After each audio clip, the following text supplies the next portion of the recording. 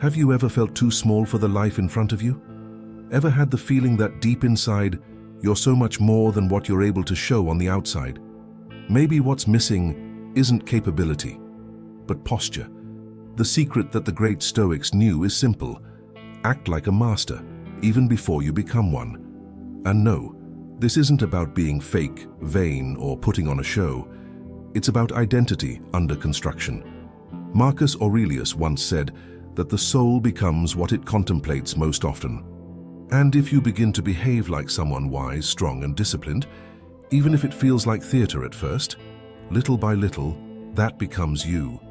This video will reveal how the Stoics used this ancient method for personal transformation. Stay with me until the end, because every part of this journey might become a turning point in your life. And while you're here, make sure to subscribe, leave a like, and share this with someone who needs to awaken their inner strength. Now, let's uncover the secret. The Stoics understood something that modern science is only now beginning to prove. Behavior shapes character. For them, you don't wait to feel brave to act with courage, you simply act. Right action, even when it doesn't come from spontaneous feeling, has the power to sculpt the soul. By repeating acts of strength, discipline, and compassion, even when your heart still hesitates, you begin to become exactly what you practice. The gesture comes before the transformation. This idea is often misunderstood as false or fake, but to the Stoics, faking is actually training the soul. Just like an actor embodies a role until it becomes natural, the seeker of virtue also lives excellence before fully mastering it. Faking wisdom isn't lying to others. It's teaching the mind to respond in a higher way until that posture becomes instinctive. It's a process from the outside in. Marcus Aurelius didn't wait to feel calm before practicing silence. He chose silence as a decision. Seneca didn't wait for fear to disappear before facing adversity. He faced it until it faded through repetition. The modern Stoic is also called to act as if they are what they aspire to become. And no matter how far you feel from your best self, that gap is crossed with daily, simple, consistent actions. Stoic philosophy is not about waiting for inspiration. It's a call to action. It's a life stance that says, I will behave like a master of my mind even if I still feel like a student.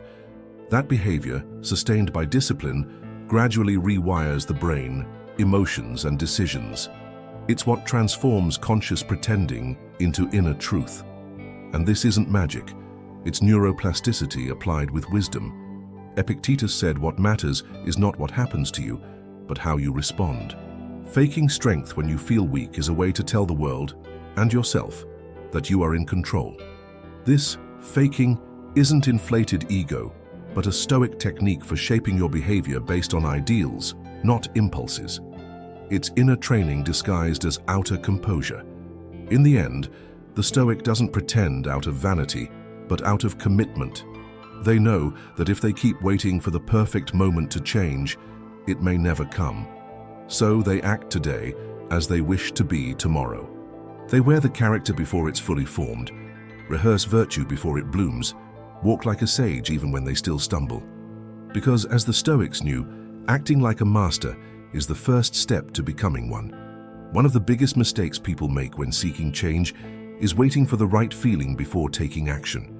We wait to feel motivated to go to the gym, confident to speak up, or calm to face a conflict. But the Stoics taught the opposite. You act first, and your mind follows.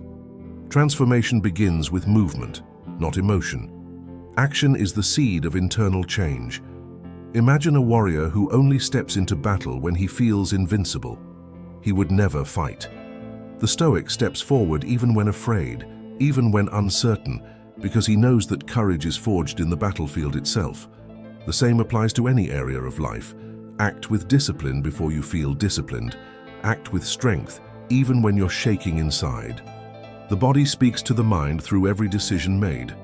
This principle may feel uncomfortable, but it's incredibly freeing. It means you're not a prisoner of emotions in order to change your life. You don't have to wait for confidence to magically appear. It grows with every action aligned with your higher self. It's a path built step by step. Each daily choice to act in a virtuous way lays the bricks for real transformation. Stoic philosophy teaches that reason should guide action, not mood, not fleeting emotion. When you get up and act even without feeling like it, you're claiming internal mastery.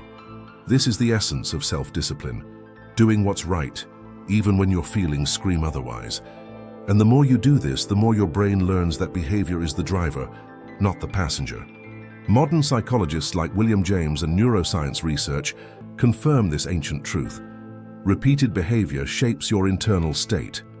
In other words, the more you act like someone strong, resilient, and focused, the more your nervous system adapts to that new identity. The brain is plastic, moldable, and responds to your actions as if they were commands of who you are becoming. That's why the Stoic secret isn't to wait until you're ready. It's to act as if you already are. That's the bridge between who you are and who you want to become.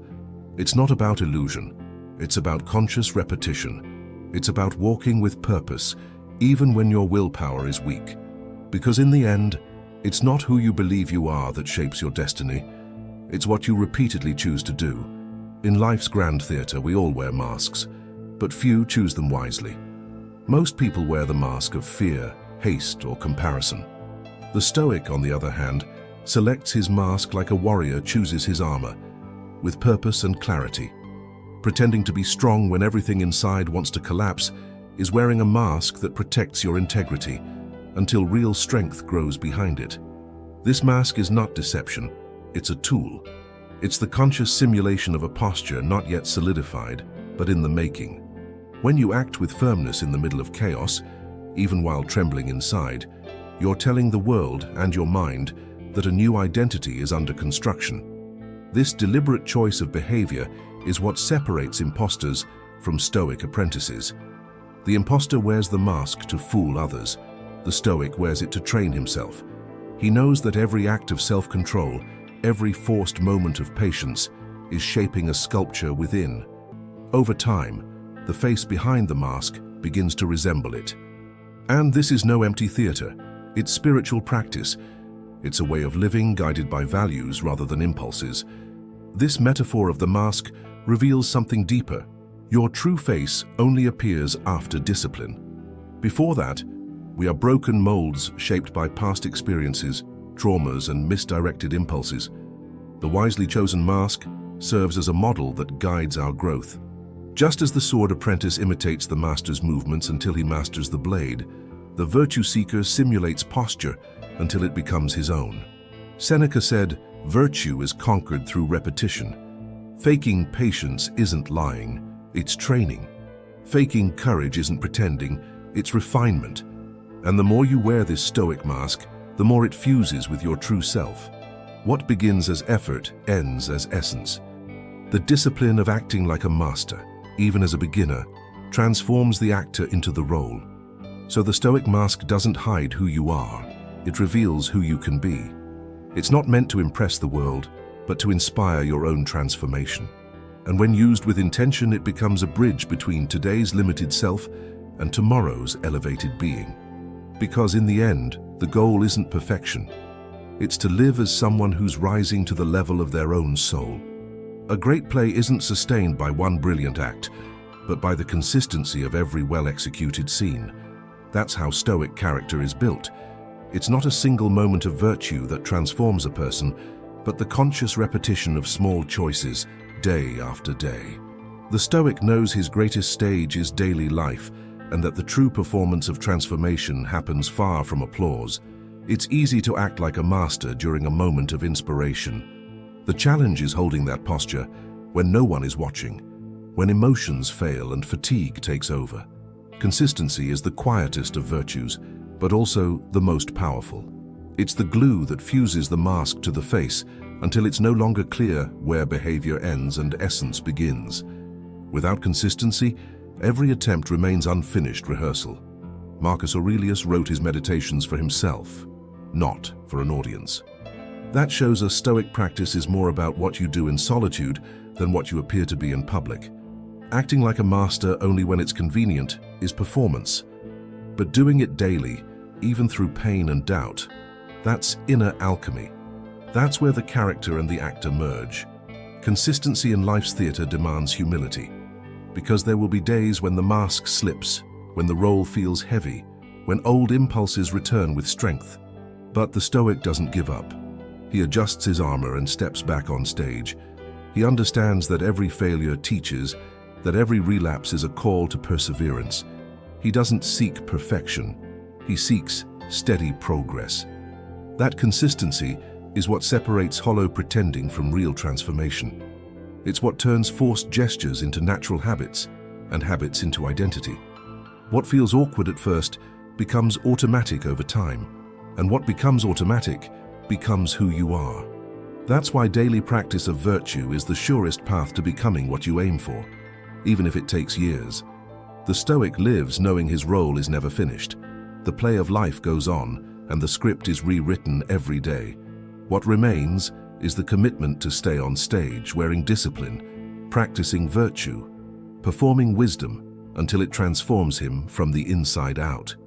Because in the end, the true master is not the one who has arrived, but the one who never stopped walking. Before mastering themselves, Stoics become apprentices of the world, and the wisest path to accelerate this process is to imitate those who have already become what you aspire to be. Stoic philosophy never shied away from valuing role models. Marcus Aurelius learned from Epictetus. Seneca admired Cato. They knew that evolution starts by observing and repeating the behavior of the wise until it becomes your own. Conscious imitation is not submission, it's strategy. You may not know how to remain balanced under criticism, but you can observe those who do. You may not yet master calm, but you can learn from those who embody it. That's the role of the Stoic model, to serve as a lighthouse, so that even in your inner darkness, you know where to steer your steps. It's practical inspiration, not a distant ideal. Stoic philosophy invites us to seek out living or written examples. A master may be found in a book, a video, or a close mentor. What matters is the intention to absorb their conduct, values, and discipline, and adapt them to your own journey. By observing and repeating, you train your mind to behave like a master, even before understanding every lesson. This method works because the brain learns by mirroring. Neuroscience confirms the power of mirror neurons. The more you witness someone acting with wisdom, the easier it becomes to reproduce that pattern. Imitating the wise is both a biological and spiritual exercise. You don't need to reinvent wisdom. You can walk the tracks that others have left before you. But here's the key. It's not enough to copy gestures. You must absorb the values. The Stoic doesn't imitate to appear. He imitates to become. He seeks to embody the spirit of virtue, not just the external rituals. He asks himself, what would that person I admire do in this situation? And acts from that answer, even if doubt still lingers inside. It's a decision grounded in faith in who he's becoming. In the end, conscious imitation doesn't weaken your authenticity, it strengthens it. Because by choosing great role models, you are sculpting your identity with tools tested by time. You are telling the universe, I want to rise and I'm willing to learn from those who already soar. That's the humble secret of great Stoics. They knew that, to become a master, you must first act like one, guided by those who already are. Life will test your peace exactly when you need it most. And in those moments, calm rarely comes on its own. But the Stoic doesn't wait to feel serenity before behaving with it. He chooses to be calm. Even with a racing heart, he adopts a tranquil posture because he knows the body teaches the mind, not the other way around. Pretending calm is the first step toward truly having it. This practice demands awareness. Instead of exploding in the face of provocation, the Stoic takes a deep breath, observes and responds like someone in full control, even if there's a storm inside. That's not hypocrisy. It's emotional courage. Acting calm when you're not is a form of resistance against your impulses.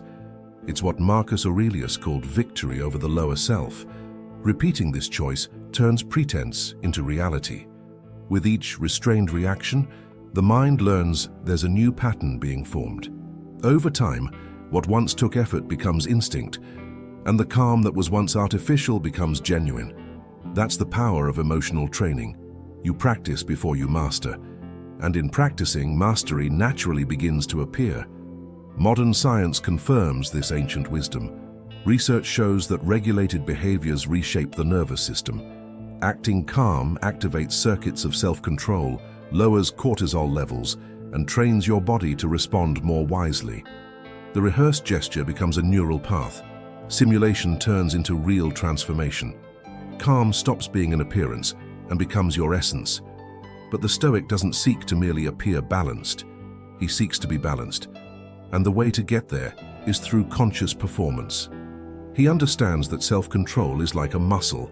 It weakens when you surrender to impulse and grows stronger with daily use. Pretending calm, then, is like lifting invisible weights for the mind. Every calm gesture is an emotional strength workout. In the end, inner control begins as a hard choice and ends as second nature. You act like someone calm until you actually become one. Because that's what the Stoics knew. It doesn't matter if the storm is inside you. If your posture is firm, the inner sea begins to quiet. Pretending calm, when intentional, is the fastest way to live with true inner peace. We all live with two characters, who we are today and who we want to become. Between them lies a gap. The current self carries fears, vices, and limitations. The ideal self is strong, calm, disciplined. Stoic philosophy recognizes this distance, not as a source of guilt, but as an invitation to practice. The inner struggle isn't meant to be conquered all at once, but faced daily through quiet acts of courage. The Stoic knows transformation doesn't happen spontaneously. There's friction, there's discomfort, there's inner resistance trying to sabotage growth. But instead of waiting for the perfect moment, he acts now with what he has. He uses the image of his ideal self as a guide, and in every difficult decision asks, what would the person I want to become do right now? Then he acts as if he already were. This choice is hard because it requires breaking old programming. The old self will always try to pull you back. But the Stoic keeps his gaze forward. He knows this friction is the fire that forges new character. And even if the world still sees the same face, he already feels within the shaping of a new identity. Every small act of courage is a victory over the self that once held him back. This inner struggle is spiritual because it's not just about doing what's right. It's about letting go of the lower version of yourself. Each impulse overcome strengthens the ideal self within. Every temptation resisted lifts the soul higher. Even if the transformation isn't immediately visible, it grows like a root, in silence, in darkness, until one day it breaks through to the surface. The Stoics saw this journey as an inner staircase. Each step, climbed with effort, brings you closer to the top, not for applause, but for integrity. You don't pretend to be better to impress others, but to constantly remind yourself of who you're becoming. It's a form of internal commitment. You honor your higher self through practice, even if you haven't fully become it yet. In the end, this struggle isn't a sign of weakness. It's proof that something great is being built. Only those who seek to evolve feel this tension. Only those who aim for excellence experience this battle between the old self and the self in progress. Act like the person you admire, and soon you'll realize that version is not so far away. The path is made of repetition. The new you is already being born. Every choice brings you closer. The mind learns through repetition, and every action you practice is quietly and gradually shaping the person you're becoming. It doesn't matter if you don't yet feel confident, wise, or disciplined. What matters is that you're acting as if you are, and that consistent practice is not being wasted. In the eyes of the Stoics, everything repeated with intention transforms the self. Picture a sculptor standing before a raw block of stone. Every strike of the chisel reveals more of the hidden face within. That's exactly how it works for you. Each action aligned with your higher self carves out a new identity. The process is invisible at first, but inevitable over time. Even when no one sees it, even when it feels like there's no progress, construction is happening. The great illusion is believing transformation only happens when you feel different. But the real sign of change is when you act differently, even while feeling the same. That's where true power lies. When behavior starts to contradict the old pattern, a new life begins to emerge. And if you keep going, that new pattern becomes solid, like a foundation laid beneath your feet. The Stoics taught that the path of virtue is built more through action than through thought. Thinking about becoming better is the first step, but living out that intention daily is what makes growth real. You don't become wise by studying wisdom, but by acting with wisdom. And day by day, even when you stumble, even when it feels fake, those repeated actions are making you real. Little by little, you'll notice that the strength you once admired is now present in your own gestures. The calm you only saw in others begins to show up in your own responses. What once felt like a forced posture now feels natural. What used to be fake is now instinct. That's the result of living as if. Practice reshaped the being. The simulation became essence. So never underestimate what you're practicing today, because what seems small when repeated with discipline is redrawing your mind, your body, and your soul. The Stoics knew there is no magic, only consistency. You are already becoming what you've chosen to repeat. Act like a master, and soon you'll realize you already are one in the making. You don't need to wait for courage to arrive before acting with strength, nor do you need to wait for clarity to start walking. True Stoic transformation begins with the gesture, not the emotion. Every time you choose calm over anger, composure over chaos, you are shaping your new self. Faking with intention is not deception. It's a pact with the future version of yourself. Marcus Aurelius wasn't born ready. Seneca stumbled.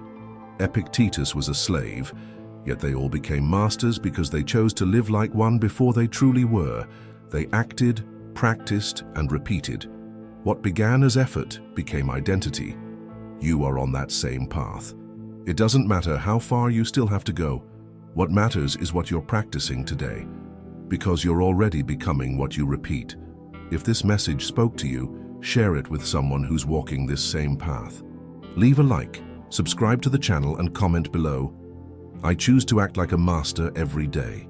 Let that choice be your anchor, your armor, and your guide, because you're not alone. Stoic philosophy is a path, and with every step, even a rehearsed one, you're getting closer to your true greatness.